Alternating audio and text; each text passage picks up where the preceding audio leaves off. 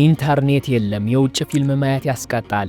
ሀገር ጥሎ መውጣት በሞት ያስቀጣል። አዎ እየተናገርኩ ያለሁት እንደኛ ስላለው 21ኛው ክፍለ ዘመን አይደለም። ስላለፈው የድንጋይ ዘመን ወይም ስለ ፊልም እያወራሁ አይደለም። ይህ በዚሁ በምኖርባት ዘመን ስላለች አንዲት ሀገር ነው። የዓለም ኪስ ወይም የተዘጋች ሀገር እየተባለች የምትጠራው ይቺ ሀገር በውስጧ ያለው ሚስጥር ከዓለም ሕዝብ የተደበቀ ነው። ሕዝቦቿ ስለ ውጭው ዓለም የሚያውቁት ነገር የለም። መሪዎቻቸው እንደ አምላክ ይመለካሉ። ዛሬ የምንጓዘው ወደ ሰሜን ኮሪያ ነው። በዛሬ ቪዲዮ ወደዚች ሚስጥራዊ ሀገር እንጓዛለን። በሰሜን ኮሪያ መኖር ምን ይመስላል? ስለ ጸጉር አቆራረጥ የወጣውን ህግ ምንድነው?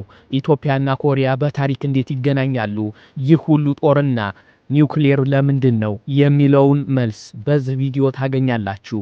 አብራችሁን ቆዩ። ሰብስክራይብ እያደረጋችሁ ቤተሰብ ይሁኑ።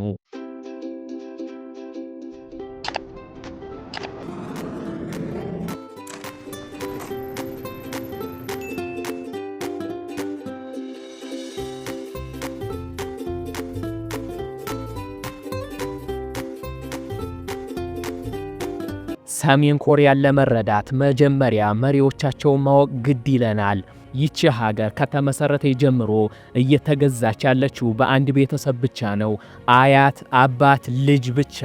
መስራቹም ኪም ኢል ሱንግ፣ ቀጥሎም ልጃቸው ኪም ጆን ኢል እና አሁን ያለው ኪም ጆን ኡን ነው። በዚህችም ሀገር እነዚህ ሰዎች እንደ ፖለቲከኛ ሳይሆን እንደ አምላክ ነው የሚታዩት። ህጉ እንደሚያዘው በእያንዳንዱ የሰሜን ኮሪያ ቤት ውስጥ የመሪዎቻቸው ፎቶ ግድግዳ ላይ መሰቀል አለበት። ያንን ፎቶ ከአቧራ ማጽዳት የየቀን ግዴታ ነው። ቤት ውስጥ እሳት ቢነሳ እንኳን ሰዎች መጀመሪያ የሚያድኑት ልጆቻቸውን ወይም ገንዘቦቻቸውን ሳይሆን የመሪዎቻቸውን ፎቶ ነው። መሪ ሲሞት ህዝቡ በአደባባይ ወጥቶ ያለቅሳል። ለካሜራ ተብሎ ሳይሆን ከልጅነታቸው ጀምሮ አእምሯቸው የተቀረጸው እነሱ ከሌሉ ህይወት የለም እስከሚመስል ድረስ ነው።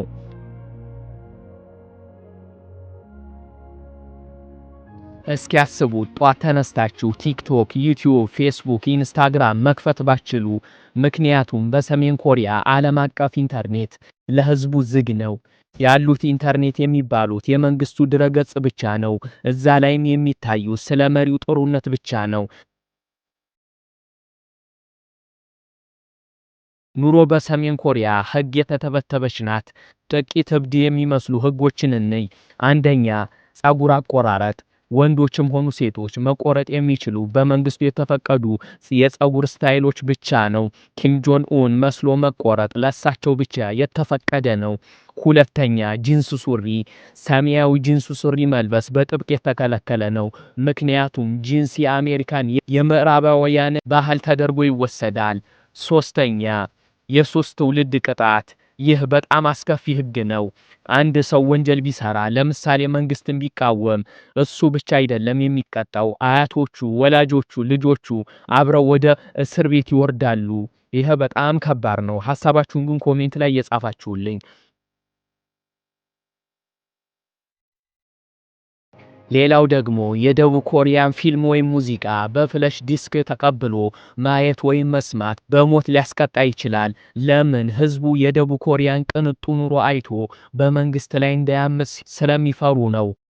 ደቡብ ኮሪያ በዚህኛው በኩል ያለችው ማለት ነው ኮሪያ የምትባል ነበረች፣ ለሁለት ተከፍላ።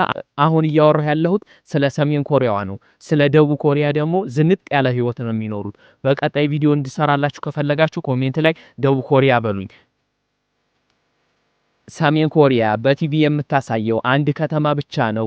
እሱም ዋና ከተማዋ ፒዮንግያንግ ለባለስልጣንና ኮሪያ በዓለም አራተኛው ትልቅ ወታደር ያላት ሀገር ናት። ከ1 ሚሊዮን በላይ ወታደሮች በተጠንቀቅ ይጠብቃሉ። ከሁሉም በላይ የሚያስፈራው ግን የኒውክሌር መሳሪያዋ ነው። አሜሪካ እንኳን መምታት የማትችለው ሚሳኤል እንዳላት ይነገራል። ግን ታውቃላችሁ? ኢትዮጵያና ኮሪያ በደም የተሳሰረ ታሪክ አላቸው። በ1950ዎቹ ኮሪያ ጦርነት ሲነሳ ኮሪያ ለሁለት ተከፈለች፣ ሰሜንና ደቡብ። ኢትዮጵያ ለደቡብ ኮሪያ ነጻነት የክብር ዘበኛ ጦር አኛው ሻለቃ ልካ ነበረ። ጀግኖቹም የኢትዮጵያ አርበኞች በሰሜን ኮሪያ እና በቻይና ጦር ላይ ተአምር ሰርተው አኩሪ ታሪክን አስመዝግበዋል። ዛሬ የምናያትን የበለጸገች ደቡብ ኮሪያን እንድትኖር የኢትዮጵያ ደም ፈሶባታል። በቀጣይ ስለ ደቡብ ኮሪያ እንድሰራላችሁ ኮሜንት ላይ ደቡብ ኮሪያ ብላችሁ ጻፉ። ሰሜን ኮሪያ እንቆቅልሽ የሆነች ሀገር። ህዝቡ ዓለም ላይ ምን እየተፈጠረ እንዳለ አያውቅም ወይም እንዲያውቅ አይፈቀድለትም። አንዳንዶች መንግስት የሚለው ትክክል ነው ብለው ያምናሉ፣ ሌሎች ደግሞ በፍርሃት ዝም ብለው ይኖራሉ። አንድ ቀን ይህ አጥር ይፈርሳል ብላችሁ ታስባላችሁ? ሰሜንና ደቡብ ኮሪያ አንድ የሚሆኑበት ጊዜ ይመጣ ይሆን?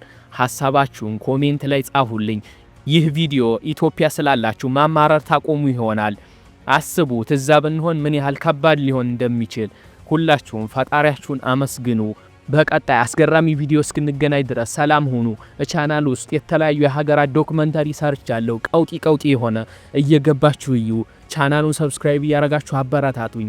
ለምታደርጉ ሁሉ በጣም ነው የማመሰግነው። ይመቻችሁ።